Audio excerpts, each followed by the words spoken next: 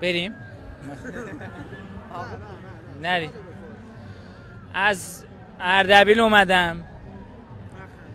بعد دی بپرسی نه فقط گفتی از کجادان اومد. کجا میری؟ این وری میریم.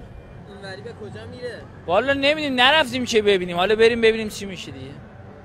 از کجا اومدی؟ از این ور اومدیم. برای چی داری میری؟ حالا خب این ور نمیشه بره، همه دارن میرن این ور. همه کجا ما میرن؟ نمیدونم، من از کسی نپرسیدم، بچه‌ها دیدم همه این ور میرن، من گفتم اینجا بریم ببینیم چی میشه. چند این بار داری میری؟ یه بار بیشتر نرفتم که همینجوری الان دارم میرم. آخه آدم چی نمیدونی چند بار بره، یه بار میره دیگه باش یه بار برمیگرده. خوبه اینجا، خدا خیرشون بده. مثلا حمامش مثلا تمیز بود، غذاش خوب بود، ساندویچ میدادن، نوشابه دادن، پرتقالدان زدن دادن، خیلی قشنگ.